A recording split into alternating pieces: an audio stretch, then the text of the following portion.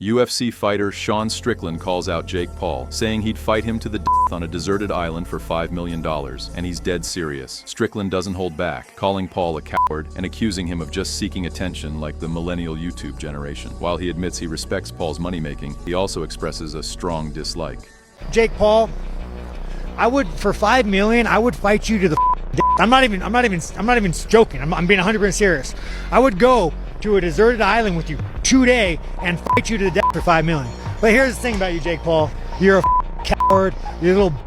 You're the millennial YouTube generation. You just do for attention. You're a weak man, and you're gonna continue to be a weak and make a ton of money.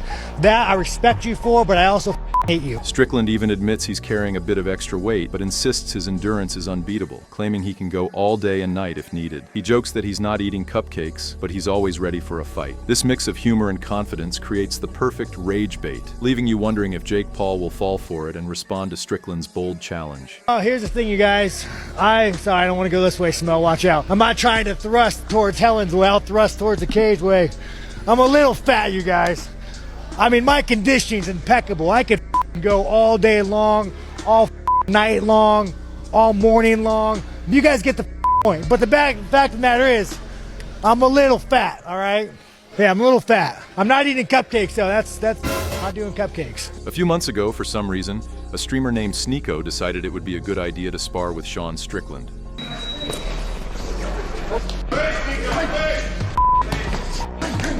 Jake Paul in this clip criticizes Sean Strickland for going hard on Sneeko during their sparring session, but failing to drop him. Jake called Strickland embarrassing for not being able to knock down someone with no experience, despite going all out. He accused Strickland of only picking on inexperienced fighters, referencing clips of Strickland sparring random people at the gym. Jake Paul then challenged Strickland directly, offering to fly him to Puerto Rico for a fight on camera. Paul put $1 million on the line, half of Strickland's reported $2 million net worth. The condition? If Strickland loses, he must get a tattoo that says better. Paul finished by daring Strickland to DM him if he's interested, but suggested that, like Paddy Pimblett, Strickland would likely run from the fight. He alluded to Paddy ducking a previous challenge and implied that Strickland would do the same. So, if you saw Sean Strickland beating up Sneeko, trying to drop him, which was embarrassing that he couldn't, he went all out. I just tweeted at him, Sean Strickland, you're embarrassing for trying to stop Sneeko like that. You weren't even able to drop someone with no experience from going all out. You're a horrid boxer that only picks on inexperienced people, which is true. If you see all these clips of him beating up random people in the gym, he never spars anyone good. I'll fly you to PR and we can fight on camera. If you win, I'll give you $1 million, which is half of his net worth. I Googled it, his net worth is $2 million, so offering him half of his net worth, which is a great deal. I wish someone would offer me half of my net worth to fight. I would be on the next flight out. But if you get dropped, you have to get better tattooed on you. DM me. But just like Paddy Pimblett, I'm guessing you'll find a way to run. Paddy ducked. I'm guessing Sean will do the same. Jake even offered to send a private jet for a sparring match worth $1 million, but says Strickland backed out, citing potential legal issues with the UFC. Jake points out the inconsistency, highlighting that Strickland just sparred with Sneeko, showing he could spar with anyone. Jake adds a surprising twist, mentioning that even Dana White, the UFC president, supposedly agreed that Strickland shouldn't be around other people. Jake ends by describing Strickland as an insecure and lost wannabe alpha male who's just hiding behind that persona. Shawnee Strickland. I said, I'll send you the PJ. Let me know where we could spar for $1 million. And then all of a sudden it's, oh, I would get sued by the UFC. But you just sparred Sneeko.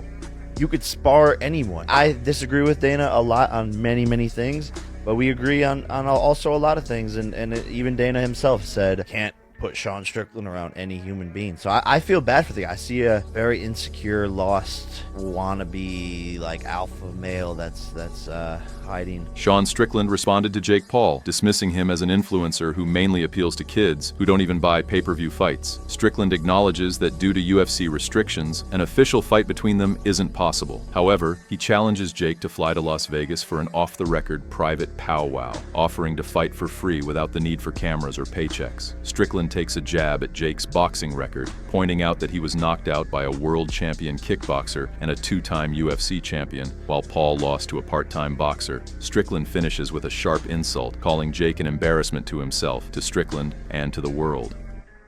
Jake Paul Jake Paul is an influencer. He sells to children. Children don't buy pay-per-view, so I don't know, man. Get some adults to follow you, and then we will fight. So here's the thing, Jake Paul.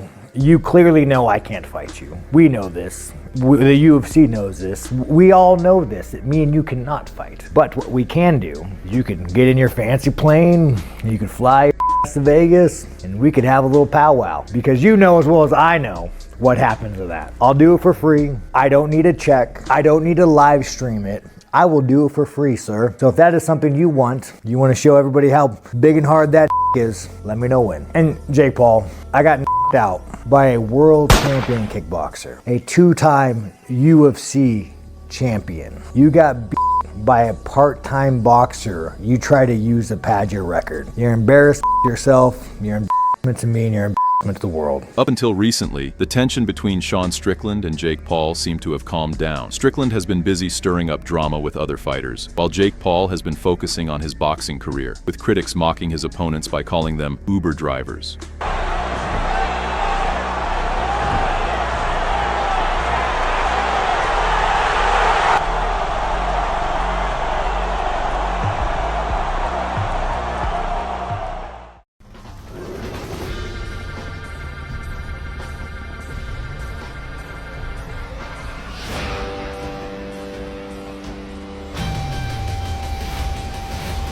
Sign the contract, big boy. Sign the contract. No problem.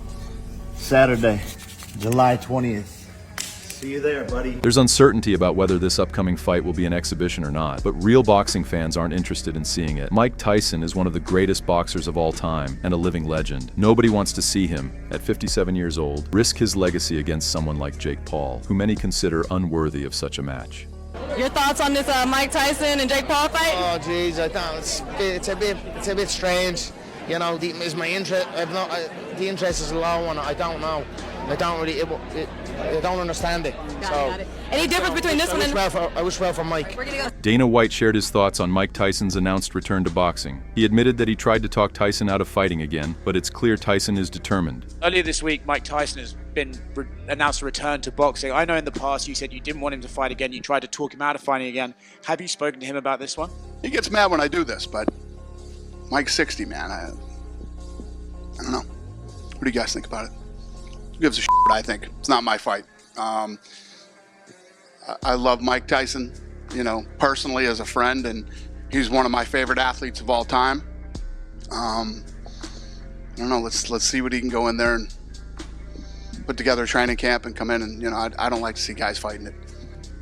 Be a 31-year age difference during that fight. Just you guys know what I think of that stuff. Sean Strickland blasted the idea of Jake Paul fighting 57-year-old Mike Tyson. He called Jake the epitome of weakness and the earth, criticizing him for even having a platform. Strickland expressed his disgust and warned that if he ever meets Jake in person, he hopes to keep his cool to avoid going to prison.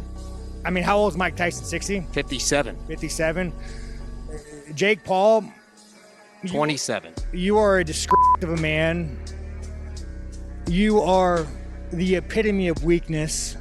You are the scum of the earth. The fact that you even have a platform or anything of that nature is a slight on society. You truly make me disgusted. And if I ever encounter you in real life, I hope that I just don't lose my shit and go to prison. Joe Rogan talks about Mike Tyson's intense mindset as he prepares for a potential fight. Rogan describes Tyson as being in savage mode and warns that if he were Jake Paul, he'd be bricks. He jokes that if he saw Tyson eating raw meat, he'd call the fight off immediately. Rogan highlights Tyson's past as a dominant force, emphasizing that the mentality of a conqueror never leaves him. Despite questions about Tyson's physical abilities, Rogan believes Tyson's mental state is terrifying and that he's still capable of unleashing that dark, unstoppable side when he's in the zone. If I was Jake Paul right now, I would be my pants. Oh, bro! If I'm fighting this guy and I see he's eating raw meat, I call the thing off. It's all the experiences that he has had as a conqueror. You have to take those into consideration. When a man has smashed men before, just smashed men, like when no one can stand in front of him, that is in his mind still. That's in there. There's a dark chamber in his mind that he can open up. Yeah. And I think he's got it open. The question is, can his body move along with it? But that part of his mind, like you're clearly seeing, he's terrifying when he's in the zone. I changed the shape of the table because of him. Joe Rogan urges people to see Jake Paul as a serious boxer, especially after going the distance with Tommy Fury. However, he warns that fighting Mike Tyson is a different challenge. With legendary coach Rafael Cordero, Tyson still hits hard, even at his age. Rogan suggests that if Jake faces Tyson in the ring, he'll have a moment of realization about the real danger he's in. Why just forget that Jake Paul is a YouTube guy and watch him box? Yeah. The kid can fight. 100%. And that Tommy Fury fight really showed that. I mean, it goes to a split decision against a legit undefeated boxer. Yeah. He doesn't, I'll tell you what, the one thing he doesn't want to do is fight Mike. No. Yeah, he wants to fight Mike, I think. Why? I don't know. I don't give a f*** he's 55. That's still Mike Tyson. Mike's in good shape, too. Oh, my God. Mike trains every day. He trains with Rafael Cordero, who's a legend in MMA. He runs King's Mixed Martial Arts. And Rafael is a world-renowned trainer. When you see him holding the mitts for Tyson, and Tyson smashing the mitts, like, Jesus. That guy can still you up. He don't want to fight. Jake Paul in this clip claims he could beat Mike Tyson, despite Tyson being older. His co-hosts call his confidence delusional optimism, but see it as a strength. Jake expresses respect and gratitude towards Tyson, acknowledging him as a mentor who helped kickstart his career during the Nate Robinson fight on Tyson's undercard. Despite his admiration, Jake believes he can take on the boxing legend. Okay. So, but Mike Tyson goes, yeah, maybe we could do a fight. You think you up Mike Tyson, who is now much older, right? Heavily I don't know under if I the would influence. use those words, but I would win. You would win. And I think... Come on. Come on, Al. Al. You are a hater, bro. So are you serious, bro?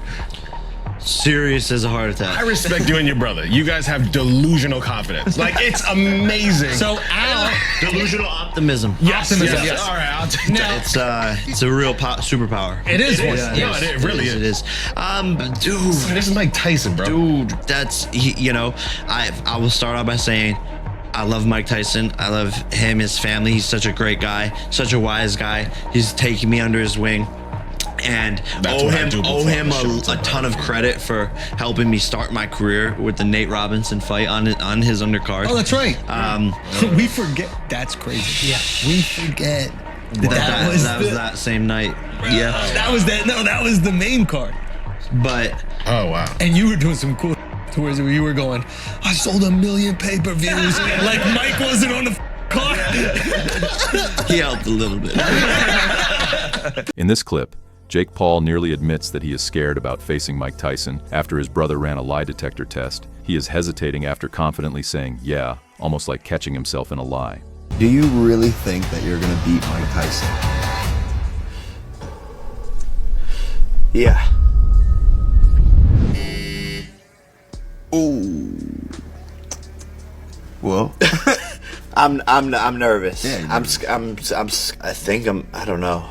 It's gonna be tough. It's a red light, brother. It's gonna be. Jake Paul's confidence in facing off against a legend like Mike Tyson is bold, especially given Tyson's legacy in the sport. While he respects Tyson as a mentor and acknowledges his impact on his career, Jake's belief in his own abilities remains unwavering. But what do you think? Is Jake Paul's confidence justified, or is he underestimating a boxing icon? Let us know in the comments below.